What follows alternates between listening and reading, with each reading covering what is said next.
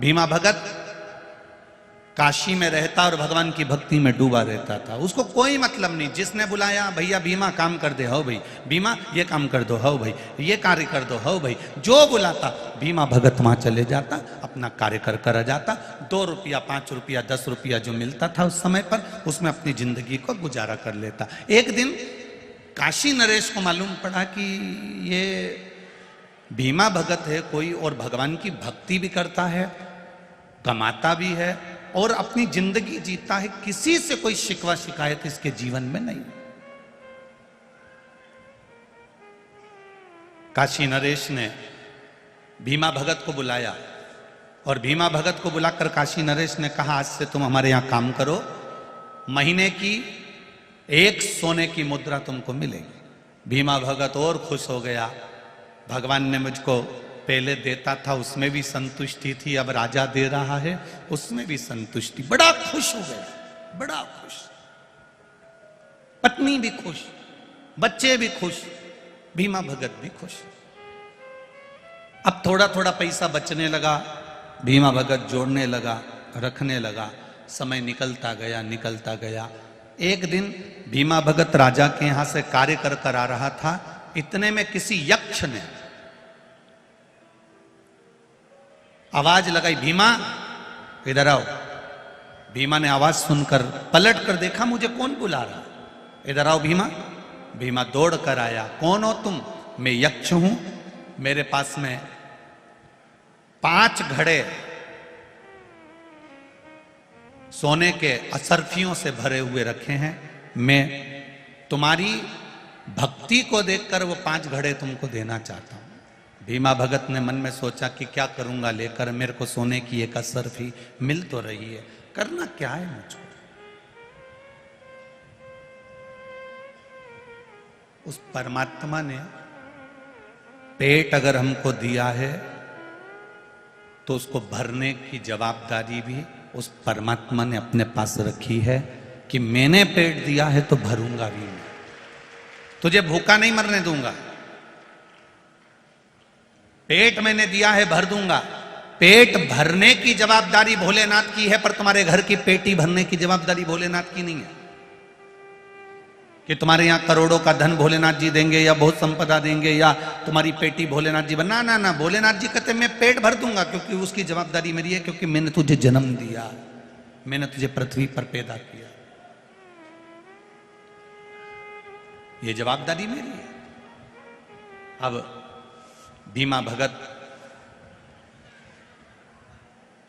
सोने की असरफियां से भरा हुआ हंडा पाने के लिए भीमा भगत ने तुरंत कह दिया, थोड़ा सा लोभ, थोड़ा सा लालच अंदर जागृत हुआ, और अंदर जब लोभ जागृत हुआ तो भीमा भगत ने सोने की असरफी के हंडे लेने के लिए तैयार हो गया। लाओ दे दो। यक्ष ने कहा तुम घर जाओ, तुम्हारे हंडे घर पर पहुंच जाएंगे। सोने के हंडे घर पर पहुंच गए। भीमा भगत ने खोल कर देखा, 4 सोने के हंडे भरे हुए थे और 5वें नंबर का हंडा थोड़ा सा खाली था। पत्नी ने देखा ये क्या है, भीमा भगत ने सब पत्नी को बता दिया। पत्नी बड़ी खुश हो गई, परिवार बड़ा खुश हो गया, इतना सारा सोना मिल गया, इतने सारे हंडे मिल गए, इतना वैभव मिल गया।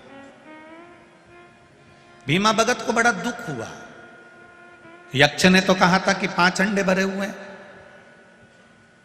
एक हंडा तो थोड़ा सा खाली है,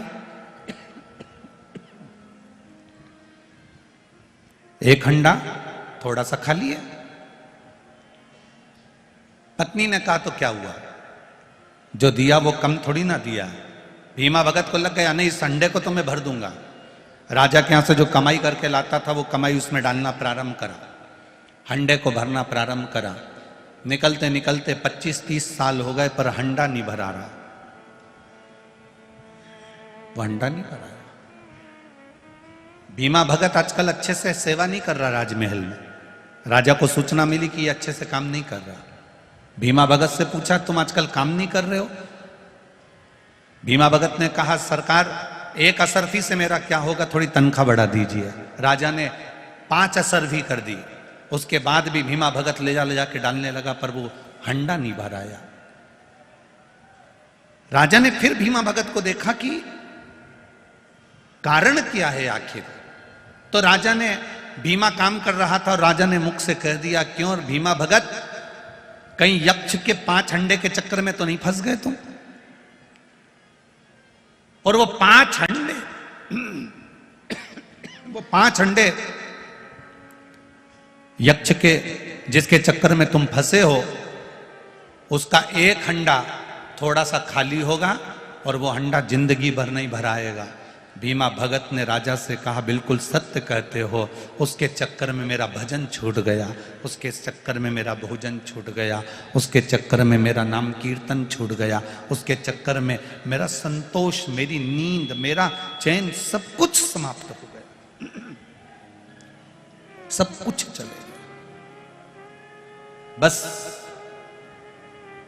एक परिवार रूपी हंडे को भरने के चक्कर में घर बनाना है, गाड़ी लाना है, बंगला बनाना है, जमीन खरीदना है, बेटों के लिए कुछ करना है, बेटी के लिए कुछ करना है, रिश्तेदारों के लिए कुछ करना है, मेरे परिवार के लिए कुछ करना है। ये परिवार का जो हंडा है ना, इस परिवार के हंडे को कितना भी भरने का प्रयास करो, तुम कितना भी इनके भरते जाओ, ला ला कर देते जाओ, फिर भी यह परिवार का हंडा मरते दम तक नहीं भराता है।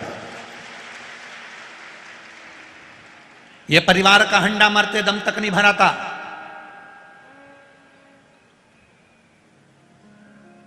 शरीर में बुखार आ रहा है, ठंड लग रही है, शरीर कांप रहा है, तो भी खेत में गेहूं चना काट रहा है।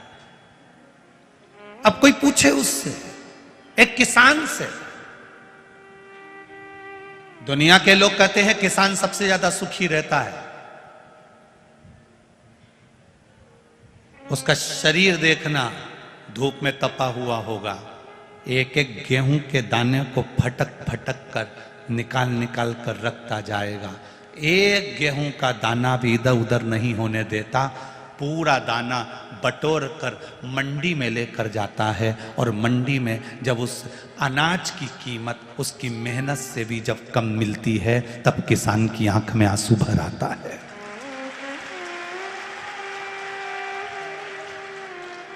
अब वो किसके भरोसे, अब वो किसके सहारे? आखिरी में वो परमात्मा पर छोड़ता है, आखिरी में वो भगवान पर छोड़ देता है कि अब तेरे भरोसे पर जी रहा हूं, अब ये तेरा है, अब मेरा नहीं है।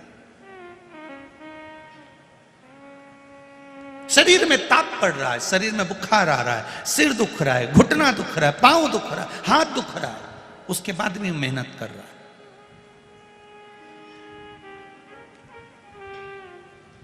उसके बाद भी वो मेहनत में लगा हुआ है। और किसके लिए कर रहा है? किसान भी 2 रोटी खाता है, 2-4 गिलास पानी पीता है, वो भी जितना तो परिवार वाले ऐश की जिंदगी जीते होंगे, किसान उतना खेत में काम करता है, मेहनत करता है, कमाता है, लाता है। किसके लिए ला रहा है? किराने की दुकान पर काम करने वाला किसके लिए कमा रहा है? कपड़े की दुकान पर काम करने वाला कपड़े किसके लिए बेच रहा है? इतने बड़े बड़े शॉपिंग मॉल डाल रखे हैं, इतने बड़े बड़े व्यापार के केंद्र डाल के रखे हैं, किसके लिए डाल कर रखे हैं? अपने परिवार का हंडा भरने के लिए, किसी दूसरे का हंडा भरने के लिए नहीं। तो भी वो परिवार का हंडा खाली की खाली है। फिर तो महाभारत का वो चरित्र कितना सुंदर होगा, स्मरण करिएगा। अर्जुन, भीम, नकुल, सहदेव, युधिष्ठिर सब जा रहे हैं, और जाते जाते इन पांडवों ने देखा,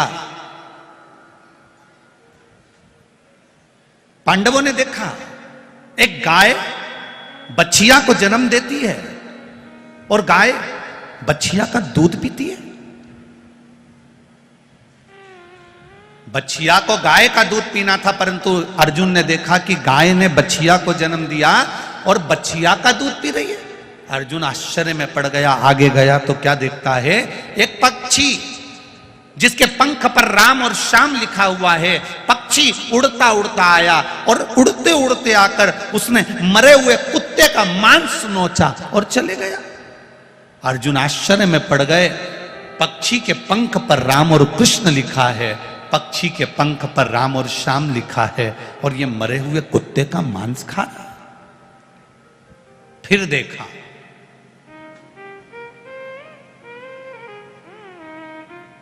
एक हाथी के दो मुंह, दोनों मुख से भोजन कर रहा है तो भी हाथी का पेट नहीं भरा रहा। अर्जुन आश्चर्य में पड़ गया, ये कैसी लीला है। और आगे गया, उसने देखा एक बड़ा सारा पत्थर ऊपर पहाड़ से लुढ़कता लुढ़कता आ रहा है।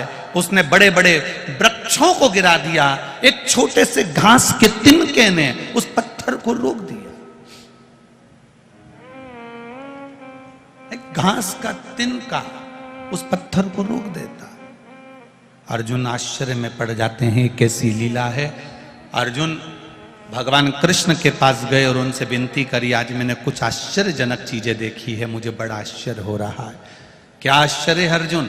अर्जुन ने कहा, एक गाय ने बछिया को जन्म दिया। अभी तक मैंने देखा था गाय जिस बछिया को जन्म देती थी वो बछिया गाय का दूध पीती थी, परंतु आज मैंने देखा कि गाय ने बछिया को जन्म दिया और गाय ने बछिया का दूध पिया। फिर मैंने देखा एक पक्षी के पंख पर राम श्याम लिखा है, उड़ते हुए आया, मरे कुत्ते का मांस खाकर चले गया। फिर मैंने देखा हाथी के दो मुंह हैं, दोनों मुंह से भोजन कर रहा है पर हाथी का पेट नहीं भरा रहा। फिर मैंने देखा एक बड़ा सारा पत्थर लुढ़कते लुढ़कते आया और बड़े बड़े वृक्षों को, बड़े बड़े पेड़ों को उसने गिरा दिया, बड़े बड़े वृक्षों को उसने गिरा दिया, और एक घास के तिनके ने उस पत्थर को रोक दिया।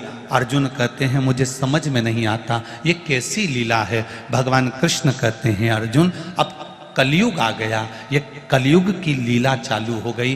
गाय बछिया को जन्म दे रही है और बछिया का दूध पी रही है, उसका मतलब है माता पिता बेटी को जन्म देंगे और उससे नौकरी और सर्विस कराकर उसका जो धन आएगा वो माता पिता खाएंगे। ये कलयुग है। गाय बछिया को जन्म देगी और बछिया का दूध पिएगी। और सुन अर्जुन, पक्षी के पंख पर राम श्याम लिखा है और पक्षी आकाश मार्ग से उड़ता हुआ आया और मरे कुत्ते का मांस खाकर चला गया।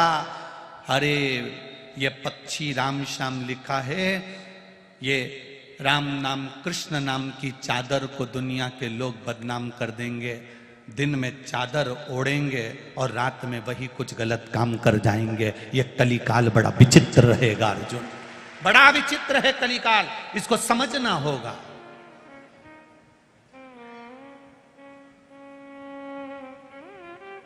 पहले आश्रम में रहने वाले, मठ मंदिर में रहने वाले, भगवान के भजन में रहने वाले, वन में रहने वाले, सत्संग में रहने वाले, भगवान की भक्ति में रहने वाले, आश्रम में रहने वाले, मठ मंदिर में रहने वाले, साधु संत सन्यासी तपस्वी साधक उपासक, ये जितने होते थे, इनको रामायण गीता भागवत शिवपुराण भगवान के भजन राम और कृष्ण से मतलब रहता था।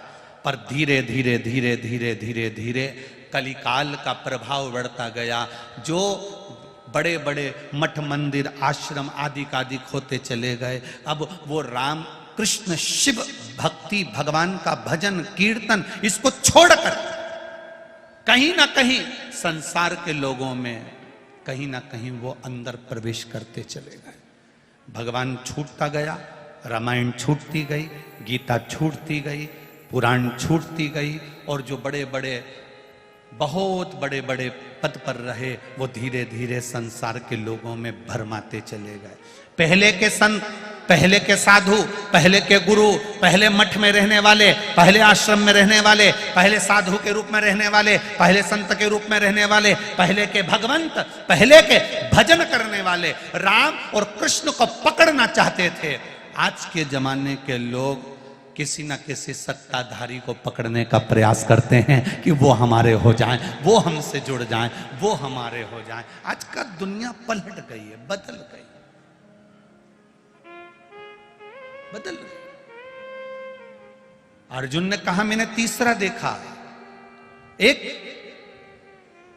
हाथी के दो मुंह हैं और दोनों मुख से भोजन कर रहा है, उसका पेट नहीं भरा रहा। अरे अर्जुन मत चिंता कर, एक एक व्यक्ति की दो दो दुकानें होंगी, दोनों दुकान से कमाएगा तो भी घर का गुजारा नहीं हो पाएगा, ये कलिकाल चलेगा। एक दुकान से नहीं, दो दो दुकान डालकर बैठेगा, दो दुकान से कमाएगा। हमारी कपड़े की भी दुकान, हमारी इसकी भी दुकान, हमारी उसकी भी दुकान, छोटा भाई ये करे ने बड़ा भाई ये करे, छोटा लड़का ये करे ने बड़ा लड़का ये करे, हमारी बहन ये करे ने भाई ये करे। इतनी जगह से कमाई होने के बाद भी घर में रोज क्लेश है, रोज अशांति है, रोज चिड़चिड़ है। पति की भी नौकरी है, पत्नी की भी नौकरी है, बच्चे भी एजुकेशन अच्छी कर रहे हैं, पढ़ाई अच्छी चल रही है, सब कुछ अच्छा चल रहा है, उसके बाद भी घर में शांति रत्ती भर की नहीं है। कहां गई वो? किसके लिए कमा रहे हो? किसके लिए भाग दौड़ कर रहे हो? इंदौर जैसी सिटी में, मुंबई जैसी सिटी में, दिल्ली जैसी सिटी में, बड़े बड़े नोएडा जैसी सिटी में, पुणे जैसी सिटी में, बेंगलोर जैसी सिटी में सुबह 8 बजे से घर से निकलता है, 11 बजे ऑफिस पहुंचता है। 11 बजे ऑफिस में गया, 5 बजे तक 6 बजे तक ऑफिस करा, 6 बजे घर से निकलेगा, रात को 10 बजे अपने घर पहुंचता है। घर पहुंचा, मुंह हाथ धोए, 2 रोटी खाई और पड़ गया, फिर उठा, फिर चल दिया, फिर उठा, फिर चल दिया। ये जिंदगी है मनुष्य की। परिवार का हंडा कितना भी भरना चाहो, मर जाओगे, आखिरी में अर्थी पर पड़े रह जाओगे, पर परिवार का हंडा जिंदगी भर नहीं भरा पाएगा। जिंदगी भर कभी एक फरमाइश पूरी होगी, दूसरी फरमाइश आ जाएगी, दूसरी फरमाइश पूरी होगी, तीसरी फरमाइश आ जाएगी, तीसरी फरमाइश पूरी होगी, चौथी फरमाइश आ जाएगी। कहीं इसका संबंध करना है, उसकी शादी करना है, उसका मायरा भरना है, छपड़ा टूट गया उसको बनाना है, मेरे बाजू वाले की मेड़ टूट गई उसको करना है, पानी का पाइप लाना है, मोटर डालना है। ये परिवार का जो हंडा है ये कभी जिंदगी में नहीं भरा सकता। बस एक काम करना है, इस परिवार के हंडे को काशी नरेश ने उस भीमा भगत से कहा, एक काम करो, इस परिवार के हंडे को, ये 5 कर्म के हंडे को, इसको ले जाकर देवाधिदेव महादेव को वापस दे दो, यक्ष को वापस दे दो और उनसे कहो हमको ये हंडा नहीं चाहिए, हमें जितना मिल रहा है ऐसा देना मेरे भोलेनाथ, जितना तू दे बस ऐसा देना कि मेरे भाग्य का देना, उसी को करोड़ों का बना देना और उसी को आनंद करा देना। जो दे वो अच्छा देना। हमें ऐसा धन मत दे देना कि बड़ी बीमारी हो जाए, हमें ऐसी संपदा मत दे देना कि हम रोग से ग्रसित हो जाएं, हमें ऐसा धन मत देना कि हम तिल तिल घटते चले जाएं। ऐसा धन नहीं चाहिए। हमें धन वो देना जो मेरी किस्मत का हो, मेरे भाग्य का हो, मेरे लिए जो रखा हो वो मुझे देना। मुझे दूसरे के हिस्से का नहीं चाहिए, मुझे दूसरे के वैभव। कई लोग चप्पल चुरा कर ले जाएं, कोई लोग चेन चुरा के ले जाए, कोई लोग मंगलसूत्र चुरा कर ले जाएं। ये चोटे दुनिया भर में जितनी जगह कथा होती है वहाँ चोरी करने पहुँच जाते हैं। इनसे पूछो ये कितने साल से चुरा रहे। लाखों की चेन, 50,000 की चेन, 1 लाख की चेन, 25,000 की चेन, 50,000 की चेन, कितनी बार चुराई होगी, कितनों की चुराई होगी। इतनी बार चोरी करने के बाद भी चोटे आज तक चोटते ही रही है। कित्तों की पानी की मोटर चुरा ली होगी, कित्तों के कुएं का बोर का मोटर चुरा ली होगी, कित्ते के कुएं की मशीन चुरा ली होगी। उसके बाद भी ना जाने कितनों की मोटरसाइकिल चुराई होगी, कितनों की गाड़ी चुराई होगी। उसके बाद भी ये चोटे की, अरे बोलो जम के बोलो, चोटे की चोटे ही रही है। तुम्हारे यहाँ दूसरी पानी की मोटर आ गई, तुम्हारे यहाँ दूसरी गाड़ी आ गई, तुम्हारे यहाँ दूसरी चेन आ गई, तुम्हारे यहाँ दूसरा मंगलसूत्र आ गया, तुम्हारे यहाँ दूसरी घड़ी आ गई, तुम्हारे यहाँ दूसरी चप्पल आ गई। क्यों?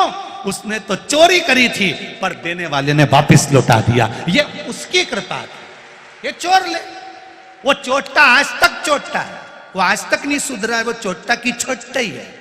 आज भी तुक्तान लगा के आए, मोबाइल चुरा लो नहीं, ये चुरा लो नहीं, वो चुरा लो, उसके बाद भी वो चोटा की चोटा ही रिया। और जिसका चले गया उसने फिर नया ले लिया, उस परमात्मा की कृपा से। इसके दिन फिर गए पर वो चोटा की चोटा ही रह गया। वो नहीं उन्नति कर पाया, तरक्की नहीं कर पाया।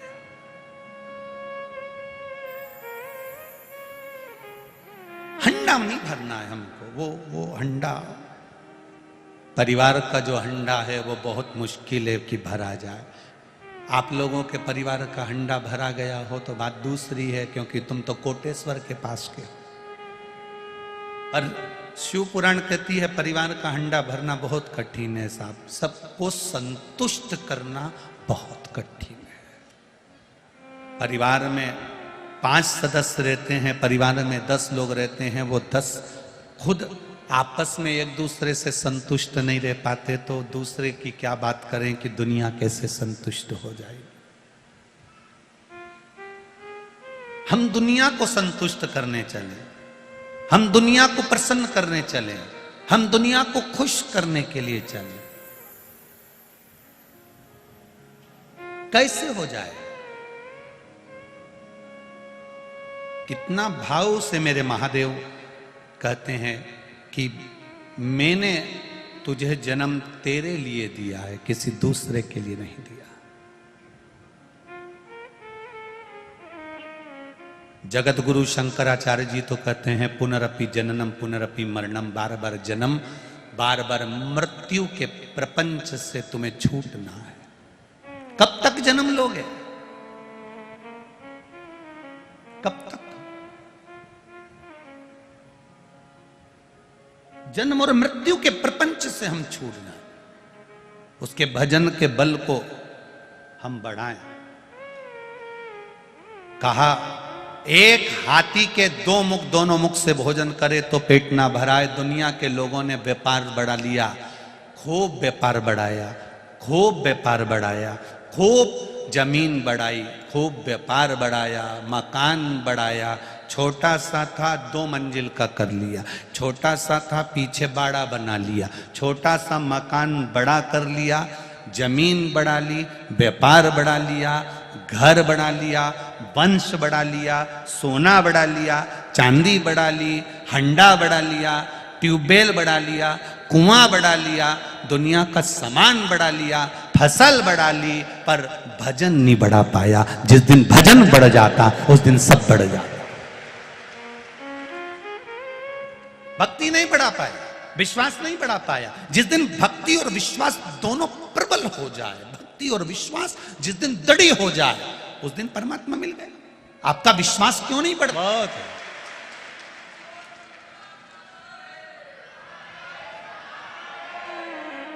अब शिव भक्ति का बस तत्व ही यही है। परिवार का हंडा नहीं भर सकते, भजन के हंडे को भरना प्रारंभ कर दो, भक्ति को करना प्रारंभ कर दो। हम ये नहीं कहेंगे कि तुम खेती छोड़ दो, जमीन छोड़ दो, जायदाद छोड़ दो, घर छोड़ दो, परिवार छोड़ दो। तुम कुछ मत छोड़ो, तुम तो उसी में रहो, उसी में। हम मना भी नहीं करेंगे। हम तो 2 बार रोटी खाते हैं तो हम ये भी नहीं कहेंगे कि तुम 2 बार खाओ, तुम तो 4 बार खाओ, पर किसी के प्राण मत खाओ।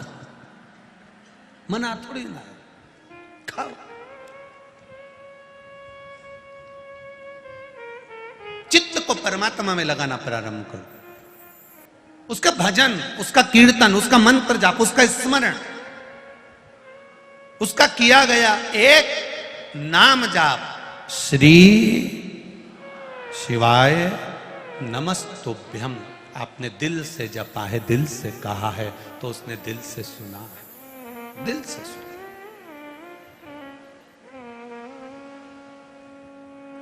करो भजन उसका।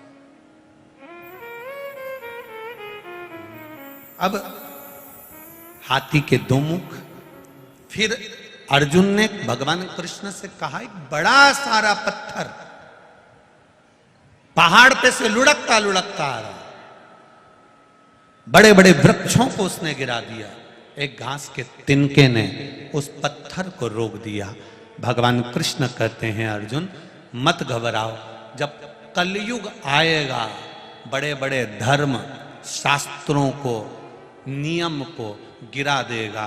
केवल एक शिव महापुराण रूपी तिनका ऐसा होगा जो कलयुग को फिर ठहरा देगा।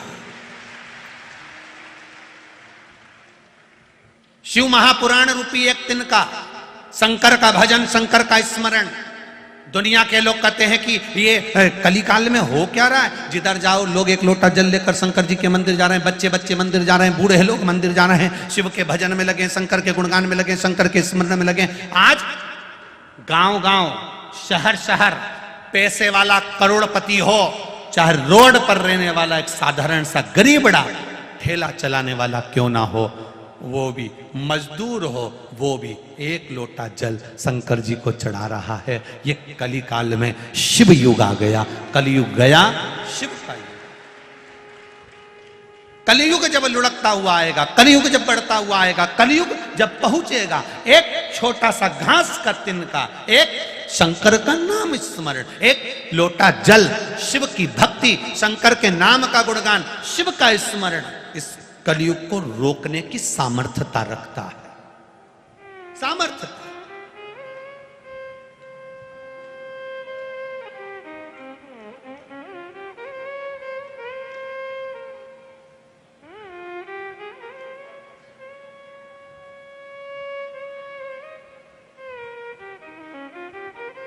ये काजल आंखों में क्यों लगाया जाता है?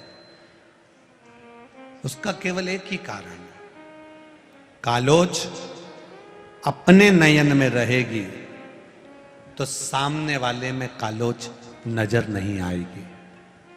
इस नयन की कालोज को, काजल को नयन में रहने दो तो दूसरे में हम कालोच नहीं देखेंगे, दूसरे में हम काजल नहीं देखेंगे, दूसरे में हम कालापन नहीं देखेंगे।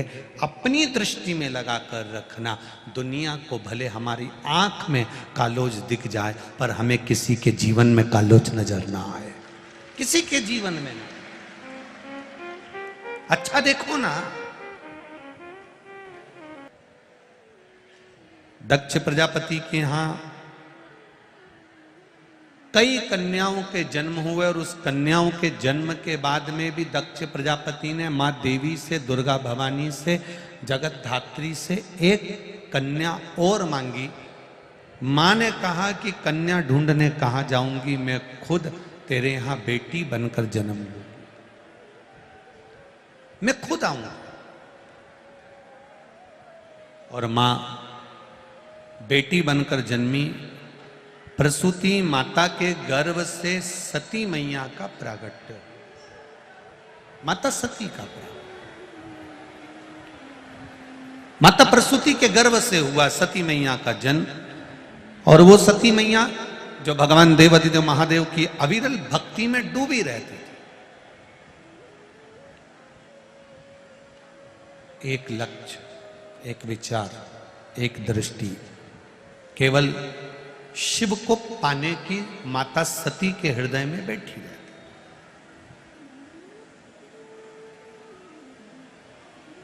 भगवान शंकर को पाने की एक ललकता, भगवान शिव को पाने की एक उमंगता। और एक बात अपने जीवन में उतार कर रखिएगा, जिसके भीतर भगवान को पाने की ललकता बढ़ जाती है, जिसके भीतर भगवान को पाने की इच्छा बढ़ जाती है, जिसके भीतर भगवान के चरण पाने की इच्छा बढ़ जाती है, उसके लिए भगवान भी उसको पाने की इच्छा बढ़ा लेता है और उसको अपना बनाने की इच्छा प्रकट कर लेता है। परमात्मा भी उसको पाना चाहता है, परमात्मा भी उसको प्राप्त करना चाहता है। सारी समस्या का हल एक लोटा जल, और वो जल में भी छल नहीं होना चाहिए, वो जल में भी कोई दिखावा नहीं होना चाहिए। आप हृदय से, दिल से, मन से, भाव से भगवान को समर्पित करो। एक बात इस कोटेश्वर महादेव की पावन पंच पुष्प शिव महापुराण की कथा में कहना चाहेंगे। बड़े दिल से सुनिएगा, इसको हृदय में उतार कर सुनिएगा।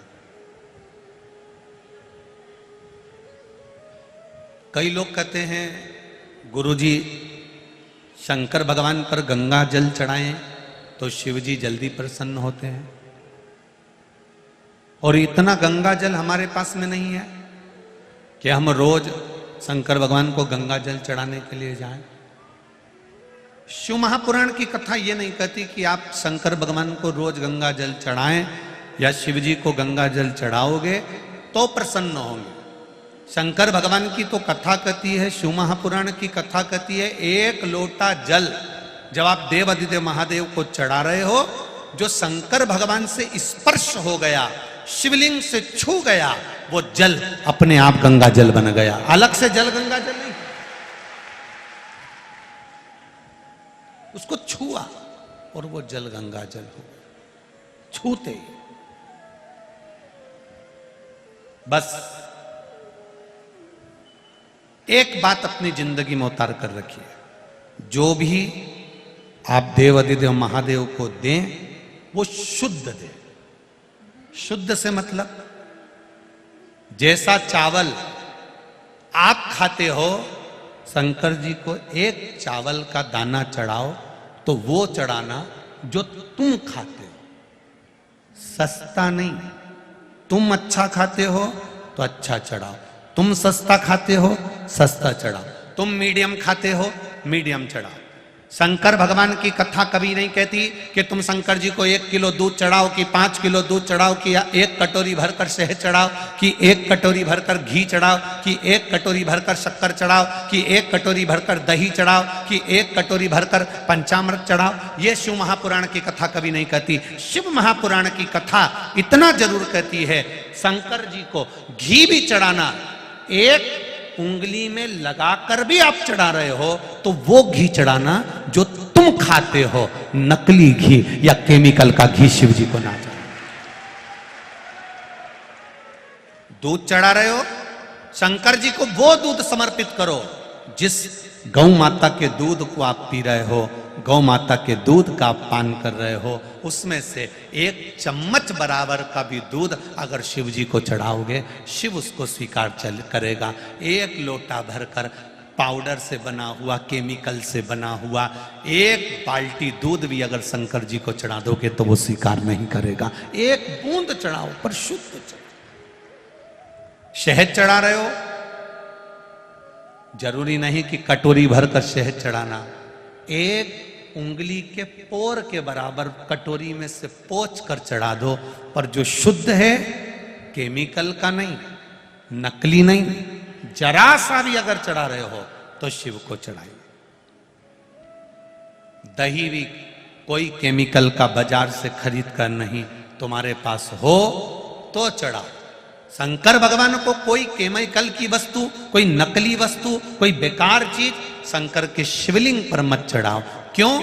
हम भगवान शंकर के शिवलिंग पर, तुम भी अगर कोई पाउडर लगाती हो तो कंपनी का लगाती हो, अच्छा लगाती हो, कोई क्रीम भी लगाती हो तो कंपनी का लगाती हो, अच्छी लगाती हो, तो भगवान को हम नकली कैसे दे दें?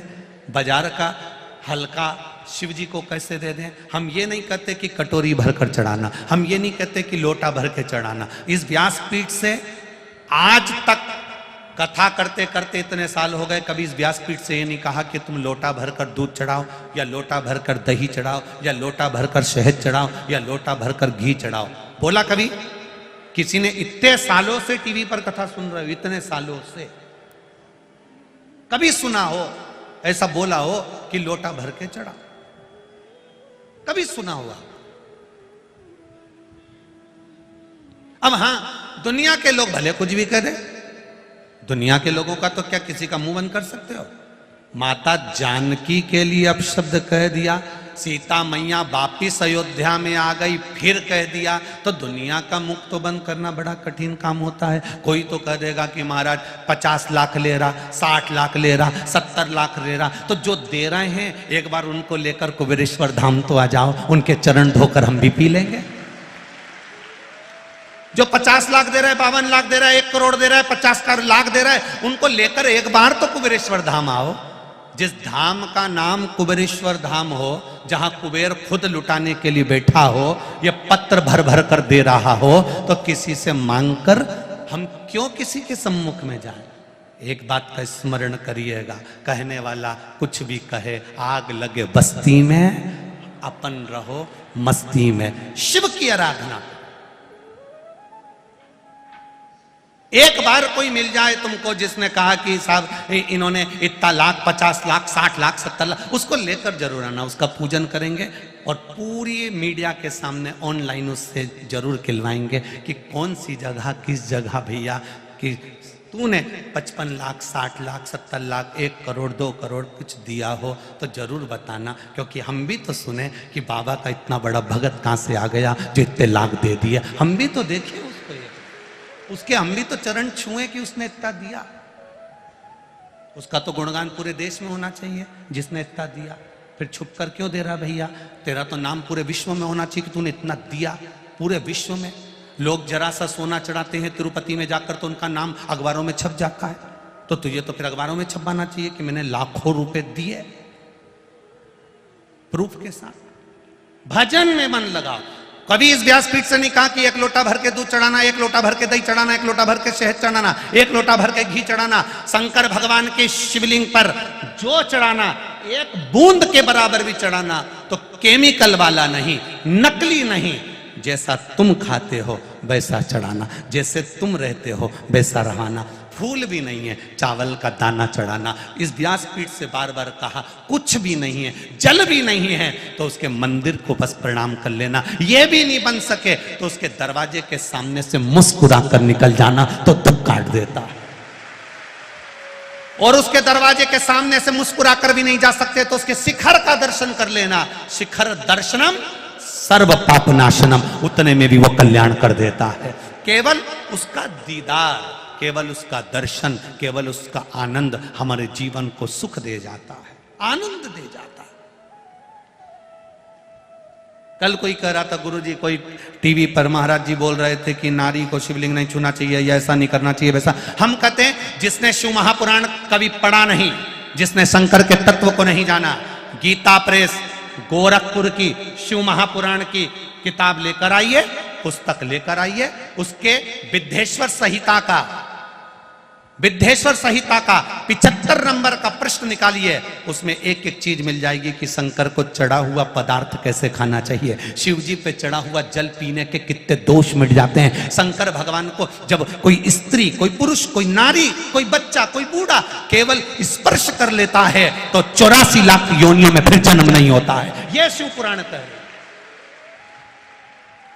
अब गीता प्रेस गोरखपुर की शिवपुराण तो तुम्हें कहीं पे भी मिल जाएगी, बाजार से खरीद लो, मंगवा लो, उसको पढ़ो, उसका स्मरण करो। कहने वाला कहता रहे। महाराज, केमिकल की वस्तुएं, नकली वस्तुएं कोई शंकर भगवान पर समर्पित मत करो, क्योंकि शिवलिंग पर जब हम समर्पित करते हैं तो शंकर भगवान को भी कष्ट होता है। शुद्ध चढ़ाओ, 1 दाना चावल का चढ़ाओ। कभी इस व्यासपीठ ने नहीं किया कि 1 बोरी चढ़ाओ या 1 किलो चढ़ाओ या 250 ग्राम चढ़ाओ या 50 ग्राम चढ़ाओ। सुना ना जीजिए तुमने, हमेशा कहा 1 चावल का, बोलो बोलो जम के, दाना। और बेलपत्री भी क्या कहा कि जो शंकर पे चढ़ी हो वो ही धो के चढ़ा दो। नहीं है ना तुम्हारे पास, कोई बात नहीं। माता के गर्भ से जब जन्म लिया था तो कौन सी तुम कोई चीज लेकर आए थे? ये 2 हाथ थे, शीश था, मुख था, नेत्र थे, नासिका, श्रवण शक्ति, पांव, सब जो परमात्मा ने तुमको दिया है। बस मेरे भोलेनाथ कहते हैं, जो मैंने तुझे दिया है तू मुझे दे दे और कुछ मत दे, मैं तेरा हो जाऊं। जो मैंने तुझे दिया है, मुख दिया भजन कर, नेत्र दिए दर्शन कर, कान दिए श्रवण कर, शीश दिया मस्तक झुका ले, चरण दिया जहां शिव पुराण की कथा हो और कोटेश्वर जैसा धाम हो वहां दौड़ कर चले जाना, दर्शन कर कर। चरण दिए, हाथ दिए दान करने के, भजन करने के, कीर्तन करने के, सेवा करने के। मंदिर जाओ, झाड़ू लगाओ, पोछा लगाओ, झाड़ू पोछा। अरे कितना पुण्य है, कितना पुण्य। बड़ा यज्ञ रखा मेरे भगवान कृष्ण ने। हस्तिनापुर में युधिष्ठिर यज्ञ रखते हैं, सबको काम दे दिया। आखिरी का काम द्वारिकाधीश ने लिया। वो कौन सा काम था? झूठी पत्तल उठाने का। आज के जमाने में बहू से कह दो, बच्चों से कह दो, बड़े बड़े पढ़े लिखे लड़कों से, कॉलेज पढ़ने वाले लड़कों से कह दो कि जा थाली उठा के रख के आ, जा झूठी पत्तल उठा, जा ये उठा, नहीं उठाता। क्योंकि हम संस्कारों से वंचित रख दिए उनको। अभी 2 महीने पहले की बात है, उत्तर प्रदेश कानपुर की एक कर्नल ने, उसकी पत्नी मर गई थी, पत्नी मर गई, कर्नल आर्मी का कर्नल, मिलिट्री का कर्नल बंदूक निकालकर खुद को गोली मारकर मर जाता। कारण उसने एक पत्र में लिखा, वो कारण केवल इतना सा था, कर्नल के 2 बेटे थे, दोनों विदेश में थे, अच्छी एजुकेशन दी, अच्छी पढ़ाई कराई, अच्छी विद्या कराई, दोनों की नौकरी लग गई, दोनों की शादी हो गई, दोनों के बच्चे हो गए, दोनों विदेश में रहने लगे, अलग अलग देश में रह रहे थे एक ही देश में पर अलग अलग जगह पर थे, दोनों रह रहे। पिता, पत्नी मरी, खबर करी बेटों को, दोनों बेटों को, बड़े और छोटे को, आओ तुम्हारी माता चली गई, तुम्हारी माता मर गई। जब तक बेटे नहीं आए तब तक कर्नल ने पत्नी का अंतिम संस्कार नहीं किया। छोटा बेटा आया तो पिताजी ने कहा, बेटा बड़ा बेटा नहीं आया, इंतजार करते हैं आता होगा। पिताजी इंतजार कर रहे थे, छोटे बेटे से रहा नहीं गया, उसने कह दिया, पिताजी भैया नहीं आएगा। हाँ वो नहीं आएगा। क्यों नहीं आएगा? पिताजी वो नहीं आएगा। तो क्यों नहीं आएगा? पिताजी हम दोनों भाइयों ने बात कर लिया था, बड़े भैया ने कहा है मां मरी है, अंतिम संस्कार में तू चले जा, पिताजी मरेंगे तब मैं चले जाऊंगा।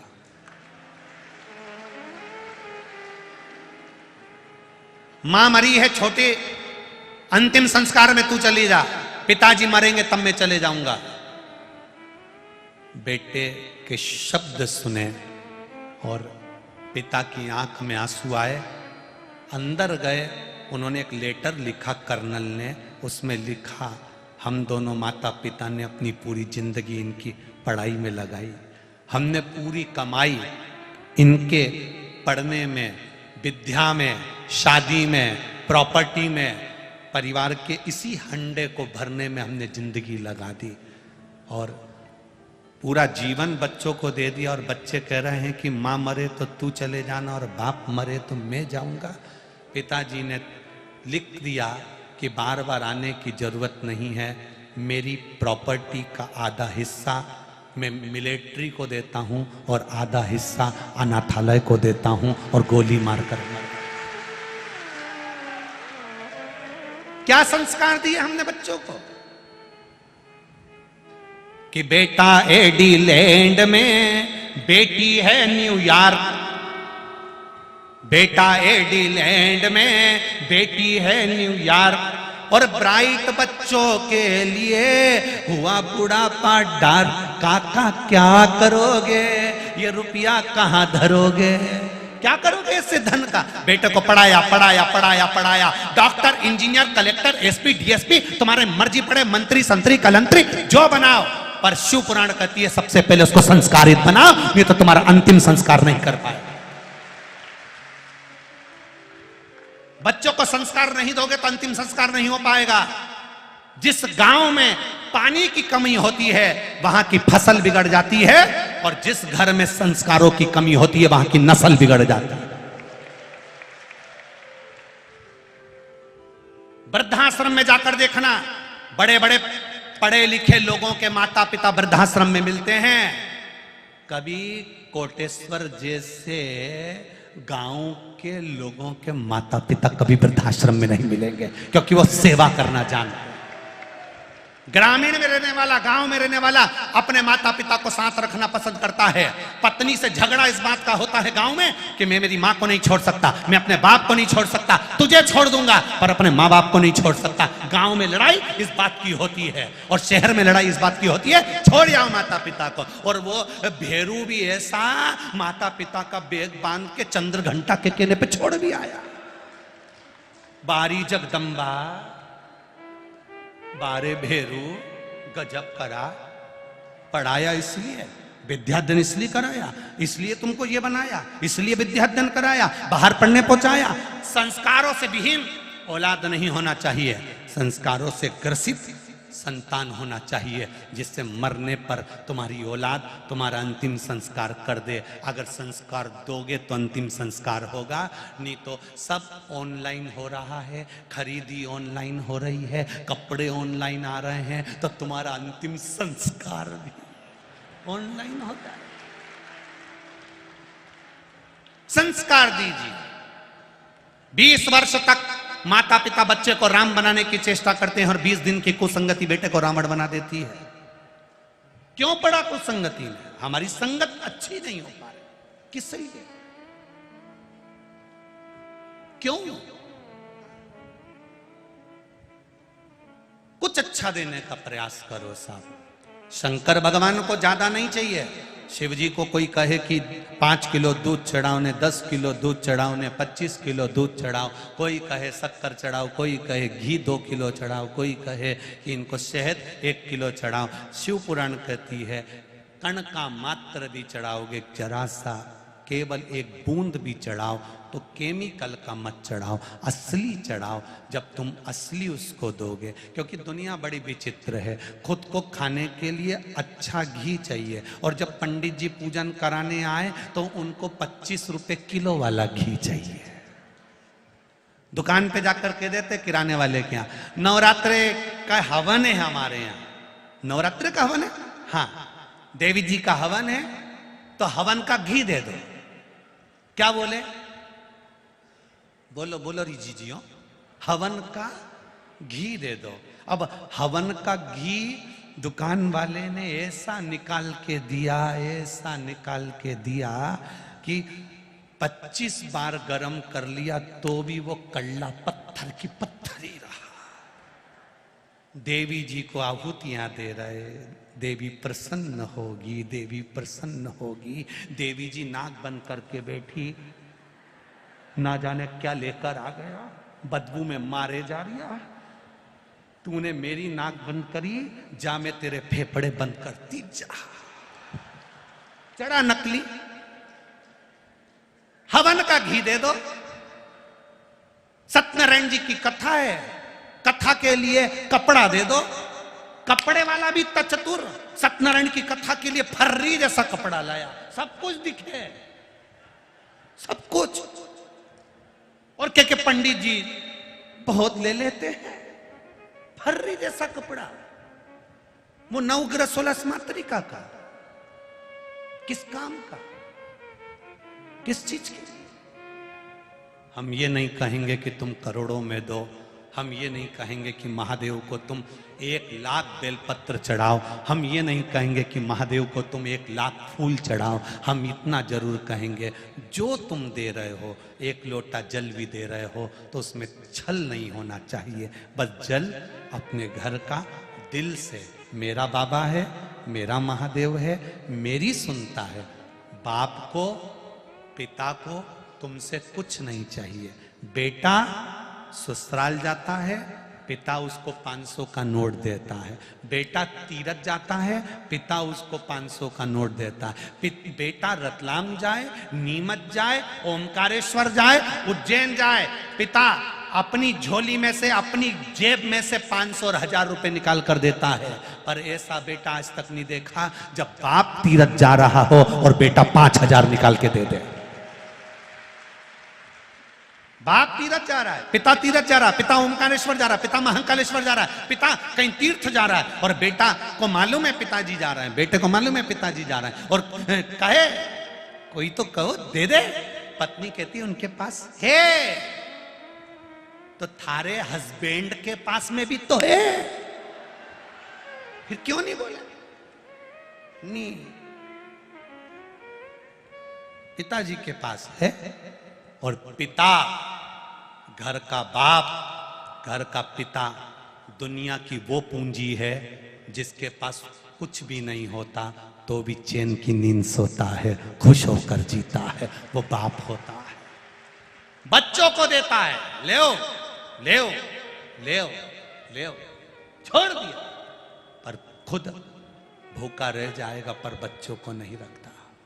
मेहनत करेगा, लाएगा, देगा। माता और पिता भगवान को देखो ना देखो, पर घर में अगर माँ बाप को देख लो तो समझ लेना कि शंकर पार्वती ऐसे ही होंगे जो देते रहते हैं। शिव पार्वती ऐसे ही देगा। क्या दिया? मत दो। हवन का घी दे दो, नकली लिया है। पूजन का सामान दे दो, नकली लिया है। संकल्प के लिए सुपारी दे दो, इतनी छोटी छोटी सी लिया है। भगवान भी पार्वती जी को बोले ले सुपारी कतर के खिला दे। एक बार पकड़ी तो सुपारी उचक के वहां चली गई। सुपारी पकड़ाई में लिया है, इतनी छोटी, पूजन की, किसी को नहीं दिखे। कंकु चढ़ाएंगे, रोली चढ़ाएंगे, चंदन चढ़ाएंगे, हल्दी चढ़ाएंगे, सब केमिकल का। नहीं चाहिए शंकर भगवान को। शिव जी कह रहे हैं मत दो, तुम तो कुछ मत दो। एक काम करो, क्या? बस मुख से मेरा भजन कर लो, श्री शिवाय नमस्ते। मत दो, मुझे नहीं चाहिए, रखो तुम्हारे पास। एक बेटी ने पत्र में लिखा है, सारे साम दाम दंड भेद सब अपना लिए, पर मेरी गवर्नमेंट की जॉब नहीं लगी। गुरुदेव, फिर जब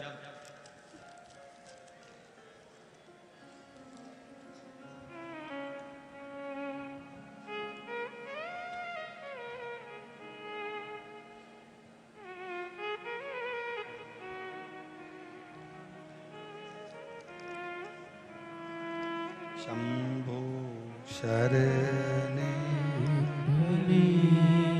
मांगो घड़ी रे घड़ी, दुख काटो दया करी न दर्शन आपो। शंभो शरण प्रियंका भरोदरा, मोबाइल नंबर ये है। कहीं बैठी हैं प्रियंका जी? आप ही हैं? दोनों हाथ हिला दो बेटा। श्री शिवाय नमस्तुभ्यम। वापिस हिलाओ एक बार। श्री शिवाय नमस्तुभ्यम। प्रियंका भरोदरा, मेरी छोटी बहन ने आपके बारे में 1 वर्ष पूर्व मुझसे बताया था गुरुदेव। मेरी बहन मुझसे कहा था, एक बार तू पूरे विश्वास के साथ पशुपति व्रत कर, शंकर जी की आराधना कर। गवर्नमेंट जॉब की तैयारी करते करते तू थक गई है, नहीं लग रहा, अब तू भोलेनाथ जी पर छोड़ और मेहनत कर। पढ़ाई तू कर, कर्म तू कर। और सियोर वाला महाराज कहता है कि मेहनत करते करते बाबा पर विश्वास कर ले। मेहनत तुझे करना है, काम तुझे करना है, पढ़ना तुझे, और विश्वास बाबा पे करना है। गुरुदेव, बस एग्जाम देते देते ही मैंने पशुपतिनाथ का व्रत कर लिया। रिजल्ट अटक गया। मुझे लगा वापिस नहीं आएगा, जैसे पहले रिजल्ट नहीं आते थे। बस 2 महीने पूरे निकले और गुरुदेव मेरी गवर्नमेंट की जॉब बाबा ने लगा दी। मैं बाबा को यहां प्रणाम करने के लिए आई। हर हर महादेव बाबू, एक बार दोनों हाथ हिला दो। श्री शिवाय नमस्तुभ्यम। बैठिए। शिव तत्व इसी को कहते हैं, भगवान शंकर की कथा इसी को कहते हैं। मत दो उसको ज्यादा, नहीं चाहिए, उसको थोड़ा दो, पर नकली से हट कर दो, नकली से।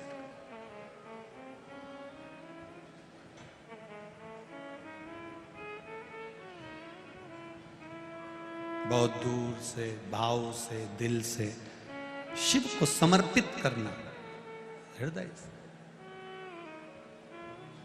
शंभो शरणे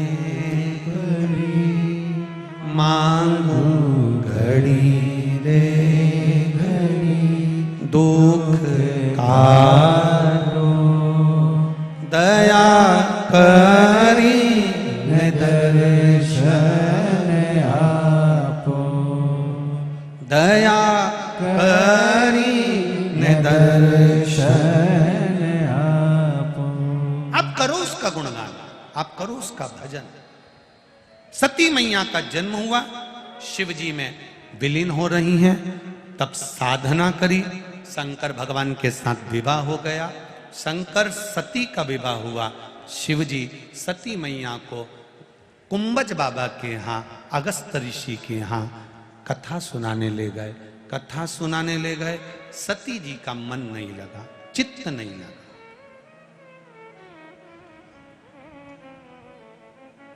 बहुत कठिन है मन को लगाना।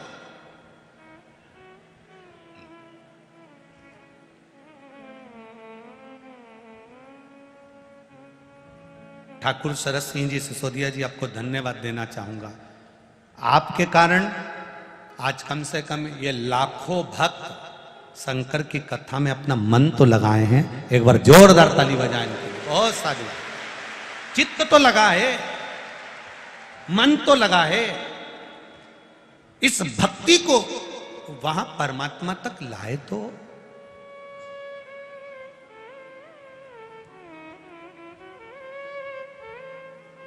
सती मैया का मन नहीं लगा, बाबा समझ गए इसका मन नहीं लग रहा।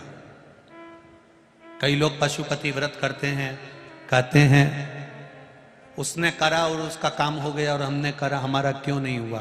क्योंकि तुमने करा जरूर है पर विश्वास नहीं जगा पाए, भरोसा नहीं बांध पाए, दृढ़ता नहीं बांध पाए। दो तरह के व्यक्ति होते हैं, एक ने प्रवचन में सुन लिया। दो तरह के व्यक्ति होते हैं, आप कौन से व्यक्ति हो समझ लेना। एक ने प्रवचन में सुना, गुरुजी ने कहा जब कोई गिरता है भगवान उसको गोदी में झेलता है। एक ने सुना, जिसने सुना वो गया, जाते जाते उसने सोचा जरा कुएं में गिर के देख लेता हूं। गुरुजी बोल रहे हैं गिरते हो तो भगवान झेलता है। तो वो कुएं में गिरने लगा। कुएं में जब गिरने लगा तो उसके मन में आया गिर गया और भगवान ने नी झेला तो गुरुजी का क्या जाएगा, अपन तो निपट जाएंगे। कि गुरुजी का वचन भी हो जाए और मैं मरूं भी नहीं और भगवान मुझे झेल भी ले। ऐसा करता हूं, पांव में रस्सी बांध लेता हूं, पेड़ से रस्सी को बांध लूंगा और कुएं में लटक जाऊंगा। अगर भगवान नहीं आया तो कम से कम बच तो जाऊंगा। दो तरह के लोग होते हैं। गुरु के वचन को सुना, जब जब कोई गिरता है भगवान उसको झेलता है। उसने गिरने का प्लान बनाया, पहले सोच रहा था गिर जाऊं भगवान झेलेगा, फिर मन में आया अगर मर गया तो रस्सी बांधी, पेड़ से बांधी और कुएं में लटक गया। उल्टा लटका, 3 दिन हो गए भगवान नहीं आया। कोई भगवान आए ऐसे लटकने वालों पे? कई लोग पशुपति व्रत करते हैं, हमने तो कर लिया, सुना था, विश्वास नहीं था, भरोसा नहीं था, बस करा और क्या कि मेरा काम नहीं हुआ। विश्वास लेकर कहां से आओगे? भरोसा, दृढ़ता, विश्वास मूल है। लटक गया। उसी के पास में से एक व्यक्ति निकल कर जा रहा था, उसने देखा कोई कुएं में लटका है, वो उसको खींचने लगा। वो अंदर से लटका लटका बोला खींचना मती। गुरुजी बोले भगवान झेलेगा, तू मत उठा मेरे को, भगवान झेलेगा। उसने कहा तेरे गुरुजी ने ऐसे लटकने को बोला था? हाँ, मेरे गुरुजी ने कहा था जब कोई गिरता है तो भगवान झेलता है। तेरे गुरुजी ने ऐसे बोला था? हाँ। इसने इसका कहना माना। इसके पास रस्सी नहीं थी, बड़ के पेड़ की डाली लाया और बट वृक्ष की डाली लाकर बड़ के पेड़ की डालियों को इसने पांव से बांध लिया और लटक गया। रस्सी मजबूत थी, वो लटका था, नी गिरा। इसके बड़ के पेड़ की डाली धीरे धीरे खुलने लगी, टूटने लगी, ये कुएं में गिरने लगा। जैसे ही गिरा, गिरते से ही महादेव ने अपने हाथ में झेल लिया। महादेव ने अपने हाथ में झेला। अब महादेव ने जब हाथ में झेला तो जो लटका हुआ था वो कह रहा गुरु भगवान मैं 3 दिन पहले का लटका हूं। भगवान बोले तू जिंदगी भर ऐसे ही लटके रहेगा, मैं नहीं झेलूंगा तेरे। इसने तेरी बात पर विश्वास करा और तेरी बात पर विश्वास कर कर कुएं में कूदा तो मैंने झेला। तूने अपने गुरु की बात पर विश्वास नहीं करा तो भगवान कैसे झेलेगा रे भाई? कैसे? आप किसी को बोल देते हो पशुपति व्रत कर ले तेरा ऐसा हो जाएगा, वो करती उसका हो जाता है। और तुम 2 बार कर चुकी, 3 बार कर चुकी, मेरा क्यों नहीं हो, मेरा क्यों नहीं हो? क्योंकि तुम थोड़ा सा अहम, थोड़ा सा विद्वत्ता, थोड़ा सा अहम, थोड़ी विद्वत्ता, ये सब समाप्त कर कर विश्वास को दृढ़ी करना पड़ेगा कि मैं महादेव को भजूंगी। मेरा विश्वास कहता है मुझे मेरा महादेव संभाल लेगा। जिसने शंकर भगवान को अपना पिता मान लिया, शिव जी को अपना बाबा मान लिया, शंकर को अपना मान लिया, शिव को अपना समझ लिया, बाबा ने उसको साध लिया। जो विश्वास ही नहीं कर पाया वो डूब गया। भरोसा करना पड़ेगा। कहने वाला कुछ भी कहे, क्या होता है शिव जी के मंदिर जाने से? ये इतने पत्र पढ़े हैं, सब यहीं पड़े रहेंगे पीछे, सब में मोबाइल नंबर है, फोन लगाकर पूछना तुमने पत्र लिखा था, सही है, कहां पर रहते हो? हम एक एक को कहते हैं जाओ और उनके पास जाकर पूछ के आओ, ये पत्र है, ये मोबाइल नंबर है, जाओ पूछो। शिव महापुराण ना विद्या जानती है, ना तंत्र जानती है, ना मंत्र जानती है। शिव पुराण ना कोई ऐसा चमत्कार जानती है जिससे तुमको कुछ मिल जाए। शिव पुराण तो इतना जानती है, जिसने एक लोटा जल चढ़ाया और विश्वास के साथ चढ़ाया, मेरे भोलेनाथ ने उसकी झोली खुशियों से भरकर भेज दिया। इतना जानती है, इसके सिवाय कुछ नहीं।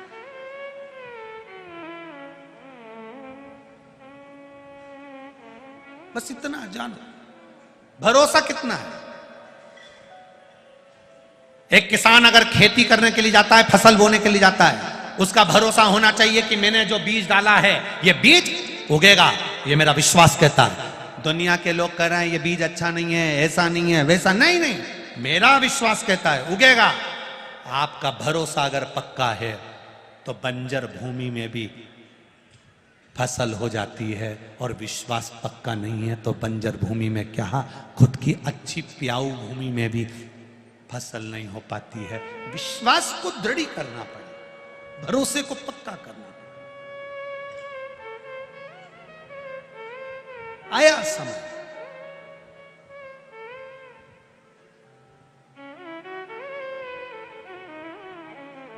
कितना नकारते हैं हम भगवान के जो पौधे हैं, वृक्ष हैं। लोग कहते हैं ये सियोर वाले महाराज ने बेलपत्री का वर्णन करा, सियोर वाले महाराज ने शमी पत्ते का वर्णन करा।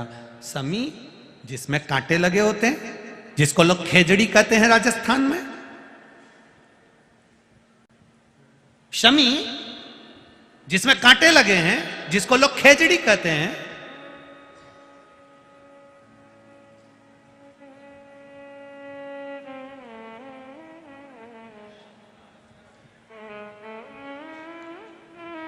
क्या शमी के पत्ते में, शमी के फूल में, शमी का जो फूल होता है वो गुलाबी कलर का होता है। आस्था चैनल पर जितने लोग कथा सुन रहे हैं, जितने लोग फेसबुक यूट्यूब पर कथा सुन रहे हैं, वो शमी के फूल का दर्शन अवश्य करें। आस्था चैनल वाले आपको दिखाएंगे शमी के फूल का दर्शन, गुलाबी कलर का होता है।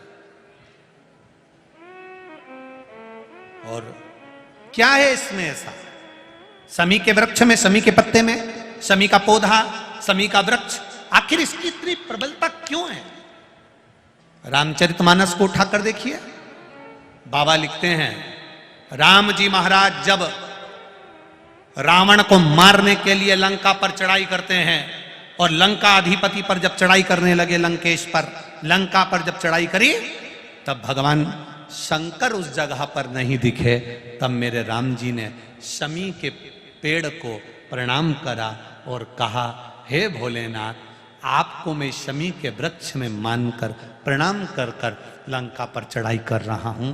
और उस शमी के वृक्ष को नमन कर कर मेरे राम जी लंका पर चढ़ाई कर देते हैं, विजय प्राप्त करते हैं, जीतते हैं। और वापिस जब आते हैं, वापिस जब अयोध्या जाते हैं, तो मन में आया कि मैं अयोध्या के वासियों को दूं क्या? स्वर्ण बांटा। माता कौशल्या जी ने, माता कैकेयी जी ने, माता सुमित्रा जी ने स्वर्ण बांटा। राम जी से पूछा गया, संतों ने, साधुओं ने, तपस्वियों ने, ऋषियों ने पूछा, हमें स्वर्ण नहीं चाहिए,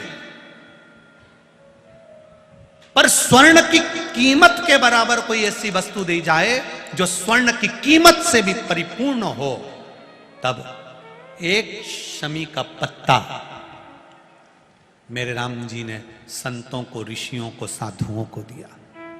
एक शमी का पत्ता। आज भी जिस दिन रावण मरता है, रावण को जिस दिन जलाया जाता है, क्या बोलते हैं उसको? विजय दशमी। विजय दशमी के दिन शमी का पत्ता, अब इधर का नहीं मालूम इधर देते कि नहीं देते, पर हमारे उधर नियम है, शमी का पत्ता विजयदशमी के दिन आज भी लोगों को दिया जाता है। क्यों देते हैं? उसका कारण क्या है? क्योंकि राम जी ने स्वर्ण के आभूषणों के बराबर, हजारों स्वर्ण मुद्राओं के बराबर एक शमी के पत्ते की मूलता कही है, और शमी का पत्ता संत, ऋषि, साधु, गुरुजन को दिया कि ये मेरे शंकर का एक स्वरूप है। ये शमी का पत्ता नहीं, ये वैभव को प्रदान करने वाला, एक आनंद सुख देने वाला। केवल एक कथा नहीं है शमी के वृक्ष की। शमी के वृक्ष की 3 कथाओं को हमारे यहां शास्त्रों में वर्णन किया। दूसरी कथा महाभारत में वर्णन आता है, और महाभारत के अंतर्गत जब पांडवों को वानप्रस्थ दिया गया, तब पांडवों ने भगवान से पूछा कि हम हमारे शस्त्र को, हमारे औजारों को, हमारे अस्त्र शस्त्र को कहाँ रखें? तब भगवान कृष्ण ने शमी का पेड़ बता दिया। शमी के वृक्ष के नीचे पांडवों ने अपने अस्त्र शस्त्र उस शमी के पेड़ के नीचे गाड़ दिए।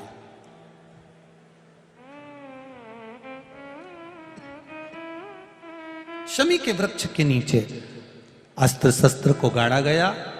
जब वानप्रस्थ पूरा हो गया, पांडव वापिस आए, शमी के पेड़ के नीचे खोदा गया, और खोदने के बाद अस्त्र शस्त्र निकाले गए, और अस्त्र शस्त्र निकालकर, अस्त्र शस्त्र निकालने के बाद पुनः भगवान कृष्ण ने पांडवों को दिए। पांडवों ने उन अस्त्र शस्त्र की पूजन शमी के वृक्ष के नीचे करी, तो भगवान कृष्ण ने कह दिया, आज आपने पूजन करी है, विजय दशमी का जो दिन होगा, लोग अपने घरों में शस्त्र की पूजन करेंगे, शमी के पत्ती का स्मरण करेंगे, उसके घर में कभी संपदा की कमी नहीं होगी और वीरता का आनंद होगा। वो शमी पत्ते, क्या है ऐसा शमी पत्ते में, शमी के पुष्प में? तीसरा वर्णन आया। एक बार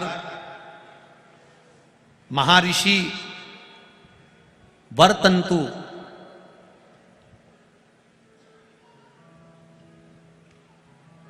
अपने शिष्य, जिसका नाम था कोस, वरतंतु ऋषि अपने शिष्य कोस को विद्याध्ययन करा रहे थे, और विद्याध्ययन कराते कराते सब कुछ पढ़ाया, अच्छी विद्या दी। और होना चाहिए, गुरु का काम यही होना चाहिए, विद्याध्ययन कराए, श्रेष्ठता में कराए।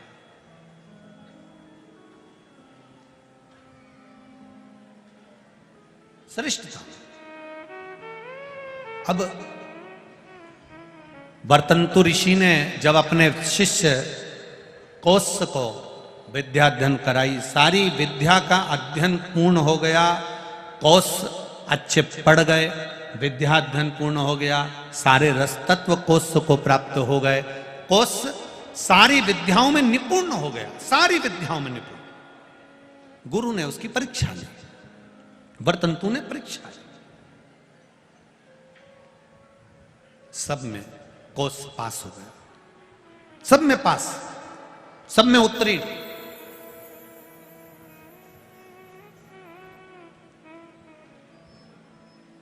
अब कोस ने आज गुरु वरतंतु जी को प्रणाम करा, नमन करा, और नमन कर कर वहां से जाने लगे तो वरदंतु ऋषि ने रोका कोस को, कोस रुको जी गुरुदेव आज्ञा दीजिए। गुरुजी ने आज्ञा दी कि एक काम करो, तुमने विद्या अध्ययन करी है पर हमको विद्या अध्ययन करने की भेंट नहीं दी है।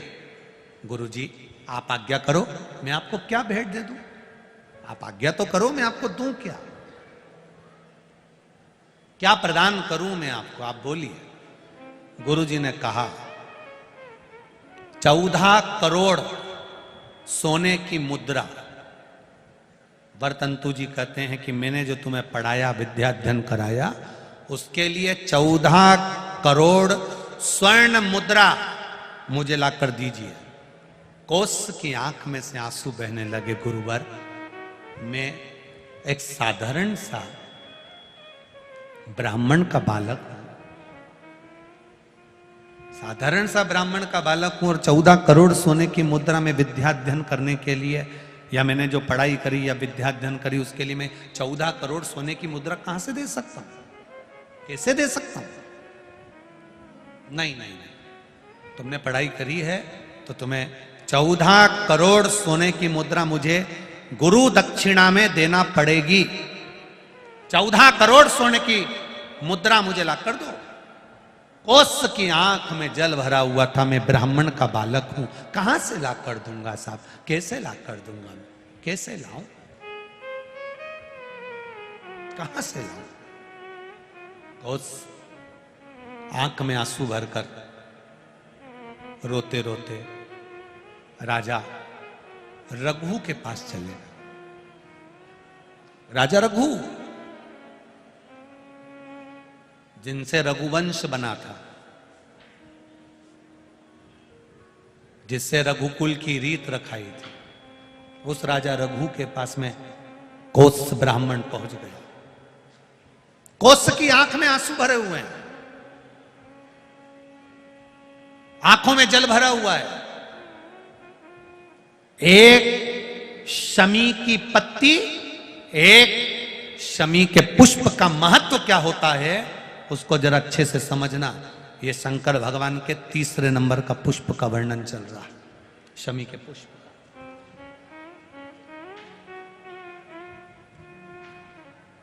पहला वाला कौन सा था? पारिजात। दूसरा कनेर। आज कौन सा चल रहा है? शमी। इसके महत्व को जरा ध्यान से समझिएगा। यहां तक शमी के फूल का महत्व कहा गया है। कोई 24 घंटे भी अगर मदिरा में डूबा रहता है, नशे में डूबा रहता है, चाहे वो मदिरा का नशा हो, चाहे वो किसी चीज का भी नशा हो, उस तक के लिए शमी का पुष्प बड़ा कारगर बन जाता है। शिव जी को बस कहां चढ़ाना है और उसका प्रयोग कैसे करना है, वहां तक लाभ कर जाता है हमारा। कितना भी मदिरा में डूबा व्यक्ति, वहां तक के लिए ये शमी का पुष्प और शमी की पत्ती कारगर। वैभव के लिए तो है, संपदा के लिए तो है, धन के लिए तो है, पर शमी की पत्ती की महत्वता और पुष्प की महत्वता कोई साधारण नहीं है। कोस रो रहा। वरतंतु ने कहा, वरतंतु ऋषि बोले 14 करोड़ सोने की मुद्रा मुझे चाहिए। और रोता रोता वो ब्राह्मण का बालक कोस, मैं ब्राह्मण, मैं ये 14 करोड़ स्वर्ण मुद्रा कहां से लेकर आऊंगा? राजा रघु के पास पहुंच गए। राजा रघु अपने आनंद के साथ, रघु करते क्या थे? शिव जी की आराधना, शंकर का भजन, शंकर की गुणगान। इसलिए रघुकुल में सूर्य की आराधना और शिव की आराधना दोनों होते आई है, दोनों होते कर रहे हैं शिव आराधना।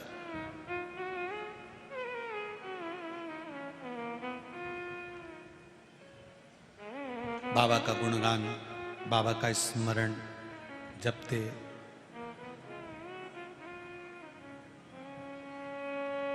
शिवाय शिवाय शिवाय ओम नमः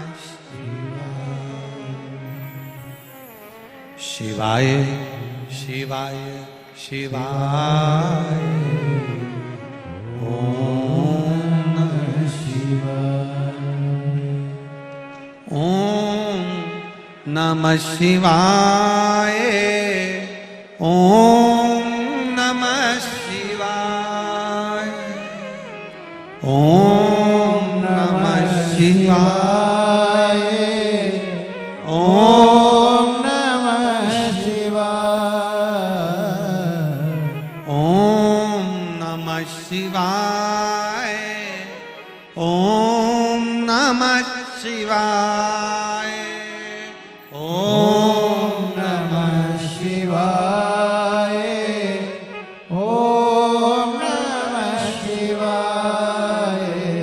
राजा रघु शिव नाम की भक्ति में डूबे। शिवाय शिवाय शिवाय, ओम नमः शिवाय। आप भी बोलो शिवाय शिवाय शिवाय, ओम नमः शिवाय, ओम नमः शिवाय, ओम नमः शिवाय, ओम नमः शिवाय, ओम नमः शिवाय, ओम नमः शिवाय, ओम नमः शिवाय, ओम नमः शिवाय, ओम नमः शिवाय, शिवाय शिवाय शिवाय, ओम नमः शिवाय, शिवाय शिवाय शिवाय, ओम नमः शिवाय। कोस राजा रघु के पास पहुंचे। राजा रघु शिव जी की भक्ति में लगे थे। पूजन से उठे, जैसे ही उठे कोस ने हर हर महादेव जम के चिल्लाया, हर हर। जैसे ही कोस हर हर महादेव चिल्लाए, राजा रघु की दृष्टि पड़ गई। राजा रघु ने देखा, और राजा रघु की दृष्टि जब पड़ी तो दृष्टि पड़ते सी